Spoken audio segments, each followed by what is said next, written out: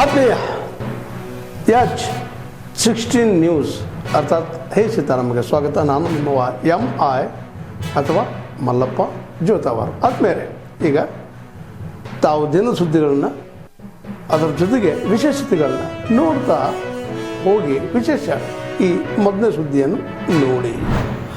ಕರ್ನಾಟಕ ಸರ್ಕಾರದ ಜನಪ್ರಿಯ ಮಂತ್ರಿಗಳಾದ ಸನ್ಮಾನ್ಯ ಶ್ರೀ ಪ್ರಿಯಾಂಕ ಖರ್ಗೆ ಅವರಿಗೆ ಹೊಸದಾಗಿ ರಚನೆಯಾಗುತ್ತಿರುವ ಸರ್ಕಾರದಲ್ಲಿ ಉಪಮುಖ್ಯಮಂತ್ರಿ ಮಾಡಬೇಕೆಂದು ನಾವು ಹೈಕಮಾಂಡ್ನಲ್ಲಿ ವಿನಂತಿಯನ್ನು ಮಾಡಿಕೊಳ್ತೇವೆ. ಸನ್ಮಾನ್ಯ ಶ್ರೀ ಪ್ರಿಯಾಂಕ ಖರ್ಗೆ ಅವರು BJP ಸರ್ಕಾರ ಇದ್ದಾಗ ಕರ್ನಾಟಕದಲ್ಲಿ ಅವರು BJP ಮಾಡಿದಂಥ ಹಗರಣಗಳನ್ನು ಬಯಲಿಗೆಳೆದಿರತಕ್ಕಂಥ ಒಬ್ಬ ನಾಯಕರು. ಅದು ಬಿಟ್ಕಾಯಿನ್ ಹಗರಣ ಆಗಿರಬಹುದು, ಕೋವಿಡ್ ಸಂದರ್ಭದಲ್ಲಿ ಮಾಡಿದಂಥ ಅವ್ಯವಹಾರಗಳು ಇರ್ಬೋದು, ಮತ್ತು ಈ ಪೊಲೀಸ್ ಹಗರಣ ಇರ್ಬೋದು, ಮತ್ತು ಗಾಂಜಾ ಹಗರಣಗಳು ಇರ್ಬೋದು. ಇವೆಲ್ಲ ಹಗರಣಗಳನ್ನು ಬಯಲಿಗೆ ತಂದಂಥ ಒಬ್ಬ ಧೀಮಂತ ನಾಯಕರು. ಅವರು ವಿಧಾನಸಭೆಯಲ್ಲಿ ಮತ್ತು ಹೊರಗೆ ಮಾಧ್ಯಮಗಳ ಮುಖಾಂತರ ಅವರು ಮಾಡಿದಂಥ ಹಗರಣಗಳನ್ನು ಎಳೆಯಾಗಿ ದಾಖಲೆ ಮೂಲಕ ಅವರು ಇಟ್ಟಂಥ ಒಬ್ಬ ನಾಯಕರು. ಅವರು ಚುನಾವಣೆ ಸಂದರ್ಭದಲ್ಲಿ ಕೂಡ ಎಲ್ಲ ಕಡೆ ಓಡಾಡಿ ಭಾಷಣಗಳ ಮುಖಾಂತರ ಜನರಿಗೆ ಸಾಕಷ್ಟು ಅದರ ಬಗ್ಗೆ ಅರಿವು ಮೂಡಿಸಿ BJP ಮಾಡಿದಂಥ ಹಗರಣಗಳ ಬಗ್ಗೆಯೂ ಕೂಡ ಮಾತಾಡಿ ಆ ಹಗರಣಗಳ ಬಗ್ಗೆ ಬಯಲಿಗೆಳೆದಂಥ ಒಬ್ಬ ನಾಯಕರು. ಅವರು ಮಾಡಿದಂಥ ಎಲ್ಲ ಕಡೆ ಚುನಾವಣೆಯ ಭಾಷಣಗಳು ಕೂಡ ನಮ್ಮ ಸರ್ಕಾರ ಕಾಂಗ್ರೆಸ್ ಪಕ್ಷಕ್ಕೆ ಒಂದು ದೊಡ್ಡ ಶಕ್ತಿಯಾಯಿತು. ಅವರು ಚುನಾವಣೆಯಲ್ಲಿ ನಮ್ಮ ಸರ್ಕಾರ ಬರಲು ಅವರು ಕಾರಣೀಭೂತರಾಗಿರ್ತಾರೆ. ಅವರು ಕಾರಣೀಭೂತ ನಾಯಕರಾಗಿದ್ದಾರೆ. ಅಂಥ ಒಬ್ಬ ಧೀಮಂತ ನಾಯಕರಿಗೆ ನಾವು ಇಲ್ಲಿವರೆಗೂ ಇಡೀ ದೇಶದಲ್ಲಿ RSS ವಿರುದ್ಧ ಯಾರೂ ಚಕಾರ ಎತ್ತಿರಲಿಲ್ಲ. ಆದರೆ ಸನ್ಮಾನ್ಯ ಶ್ರೀ ಪ್ರಿಯಾಂಕ ಖರ್ಗೆ ಅವರು ಅದು RSS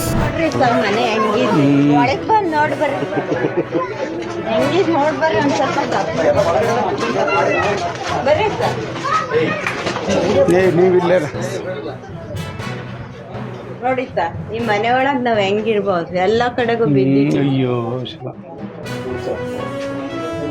ನೋಡಿ ಸರ್, ಆ ಕಡೆಗೂ ನೋಡಿ. ಇಲ್ಲ ಕಡಿಸ್ಕೊಡ್ತೀನಿ ತಾರೆ. ವಿಡಿಯೋ ಇಲ್ಲದ್ರು ಸಾರ್ ಇವ ಸಾಹೇಬ್ರೆ ಬನ್ನಿ ಡಾಕ್ಟ್ರೇ, ನೀವೇ ಡಾಕ್ಟ್ರೇ, ನಿಮ್ಮದೇ ಇದು. ಪಾಪ ಹೆಂಗ್ ಜೀವನ ಮಾಡ್ತಾವ ನೋಡ್ಬೇಡಿ. ಇಲ್ಲಿ ನೋಡಿ, ಇಲ್ಲಿ ಅಲ್ಲಿ ನೋಡಿ, ಅಲ್ಲ ಮೂಲಲ್ಲಿ ಓಪನ್,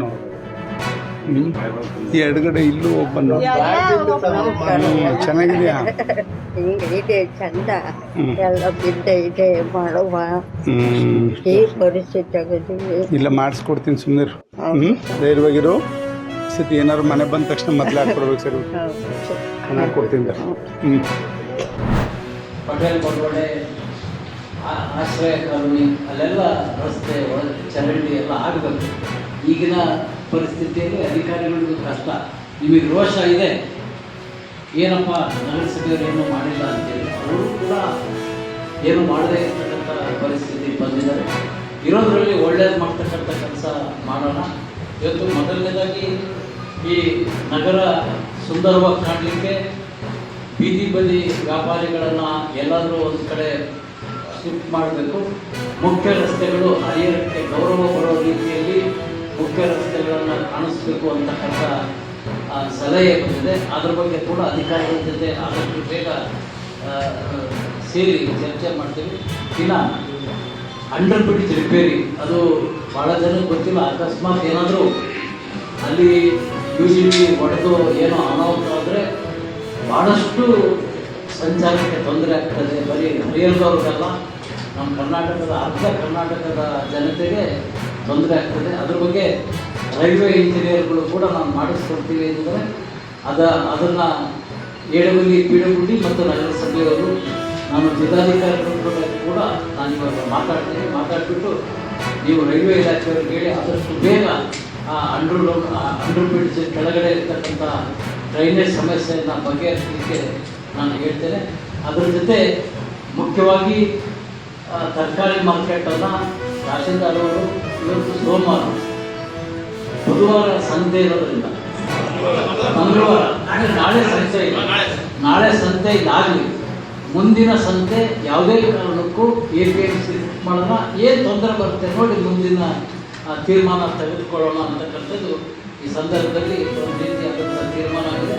ಮತ್ತು ಬೀದಿ ಬದಿ ವ್ಯಾಪಾರಿಗಳಿಗೆ ಉತ್ತಮವಾದಂಥ ಸ್ಥಳವನ್ನು, ಯಾಕೆಂದರೆ ಅವರು ಕೂಡ ನಾವು ಅವರ ಹೊಟ್ಟೆ ಮೇಲೆ ಕಳೆದು ಅವ್ರು ಕಳ್ತನ ಮಾಡಬೇಕಾಗುತ್ತೆ, ಅವರ ಒಂದು ಜೀವನವನ್ನು ಕೂಡ ನಾವು ನೋಡಬೇಕಾಗಿರೋದ್ರಿಂದ ಅದನ್ನು ಕೂಡ ಸ್ಥಳವನ್ನು ಪರಿಶೀಲನೆ ಮಾಡಿ ಬೀದಿ ಬದಿ ಬೇಡ, ಅವರಿಗೆ ಉತ್ತಮವಾದಂಥ ನಿವೇಶನವನ್ನು ಊರು ಮಧ್ಯದಲ್ಲೇ ಕೊಡ್ತಕ್ಕಂಥ ಒಂದು ಪ್ರಯತ್ನವನ್ನು ಮಾಡ್ತಕ್ಕಂಥ ತೀರ್ಮಾನ ಇದಾಗಿದೆ. ಈಗ ಮಳೆಗಳು ಬಂದಂಥ ಸಂದರ್ಭದಲ್ಲಿ ತೊಂದರೆ ಆಗ್ತದೆ, ಅದಕ್ಕಿಂತ ಮುನ್ನ ನಾವು ತಯಾರಿರಬೇಕು. ಅದ್ರ ಜೊತೆ ಕುಡಿಯೋ ನೀರಿನ ಕೂಡ ಗಮನ ಹರಿಸಬೇಕು. ಹಾಗಾಗಿ ಬರುವ ಸೋಮವಾರ ಈಗೇನು ಯಾವ ಪ್ರದೇಶದಲ್ಲಿ ಸಾರ್ವಜನಿಕರು ತಮ್ಮ ಕುಂದುಕೊಟ್ಟು ಹೇಳಿದ್ದಾರೆ ಅದು ಎಷ್ಟು ಮಟ್ಟಿಗೆ ನೀವು ಅಟೆಂಡ್ ಮಾಡಿದ್ದೀರಿ ಅಂತಕ್ಕಂಥದ್ದನ್ನ ಮುಂದಿನ ಸೋಮವಾರ ಆ ಸ್ಥಳದಲ್ಲಿ ನಾನು ಇವಾಗಲೇ ನಾಳೆ ಬೆಳಗ್ಗೆ ಬಂದು ನೋಡಿದ್ರೆ ತಪ್ಪಾಗ್ತದೆ. ಒಂದು ವಾರ ಸಮಯ ಕೊಡ್ತೀವಿ. ಅವ್ರಿರ್ತಕ್ಕಂಥ ಸಮಸ್ಯೆಗಳನ್ನು ಅವ್ರು ಕೇಳ್ತಾರೆ. ಅವ್ರಿಗೆ ರಸ್ತೆ ಆಗ್ಬಿಟ್ಟು, ಚರಂಡಿ ಆಗ್ಬಿಟ್ಟು, ಲೈಟು ಅವ್ರಿಗೆ ಆಸೆ ಇದೆ, ಆದರೆ ಅದನ್ನು ಈಡೇರಿಸ್ತಕ್ಕಂಥ ಶಕ್ತಿ ನಿಮ್ಗೆ ಇದೆ ಇಲ್ಲ ಅಂತಕ್ಕಂಥದ್ದು ನನಗೆ ಗೊತ್ತಿದೆ. ಆದರೆ ಯಾವ ಕೆಲಸ ಮಾಡ್ಬೋದು ಅಂತಕ್ಕಂಥದ್ದು ನನಗೆ ಗೊತ್ತಿದೆ. ಮುಂದಿನ ವಾರ ಇದೇ ಸೋಮವಾರ ನಾವು ಸ್ಥಳ ಪರಿಶೀಲನೆ ಮಾಡ್ತೀವಿ. ಅಷ್ಟೊತ್ತಿಗೆ ಹೆಚ್ಚು ಸಮಸ್ಯೆಗಳನ್ನು ನಿವಾರಿಸ್ತಕ್ಕಂಥ ಕೆಲಸ ಮಾಡಿರಿ ಅಂತೇಳಿ ಅಧಿಕಾರಿಗಳಿಗೆ ಸೂಚನೆ ಕೊಡ್ತೇನೆ. ಅದೇ ರೀತಿ ಮಳೆಗಾಲ ಪ್ರಾರಂಭ ಆಗಿದೆ.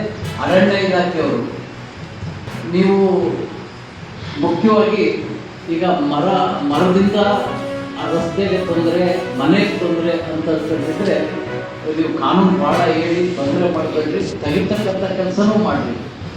ಅದ್ರ ಜೊತೆಗೆ ಸಸಿ ನೆಡೋ ಕಾರ್ಯಕ್ರಮವನ್ನು ನೀವು ಈ ಮಳೆಗಾಲದಲ್ಲಿ ಪ್ರಾರಂಭ ಮಾಡಿರಿ.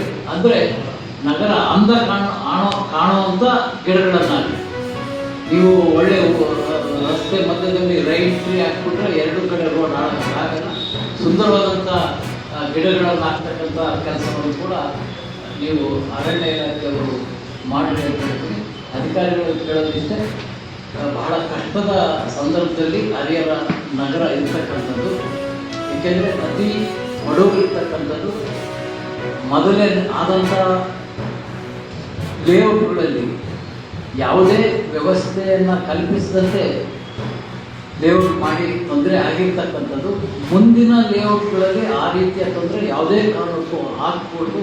ಸರ್ಕಾರ ಕೂಡ ಕಟ್ಟುನಿಟ್ಟಿನ ಕ್ರಮ ಕೈಗೊಂಡಿದ್ರೆ ಅದನ್ನು ನೋಡ್ತಕ್ಕಂಥದ್ದು, ಕಾಪಾಡ್ತಕ್ಕಂಥದ್ದು ನಗರಸಭೆ ಇಂಜಿನಿಯರ್ಗಳು. ಅದನ್ನು ಕೂಡ ಹೆಚ್ಚು ಗಮನ ಹರಿಸಿ ರಸ್ತೆ ಬರೋರಿಗೆ ಬಿಲ್ಡಿಂಗ್ ಕಟ್ಟಕ್ಕೆ ಬಿಟ್ಬಿಟ್ರಿ, ಚರಂಡಿ ಮೇಲೆ ಶೌಚಾಲಯ ಕಟ್ತಕ್ಕಂಥದ್ದು, ಇವೆಲ್ಲವೂ ಸ್ವಲ್ಪ ಈಗಿಂದಲೇ ನೀವು ಕಡಿವಾಣ ಆಗ್ತಾ ಬಂದರೆ ಕಷ್ಟ ಆಗಲ್ಲ. ನೀವೆಲ್ಲರಿಗೂ ಕಟ್ಟಕ್ಕೆ ಬಿಟ್ಬಿಟ್ಟು ಆಮೇಲೆ ಹೋದರೆ ಅವ್ರ ಸಂಘಟನೆ ಜೋರಾಗ್ತದೆ. ಹಾಗಾಗಿ ಅದ್ರ ಕಡೆ ಹೆಚ್ಚು ಗಮನ ಕೊಡಿ.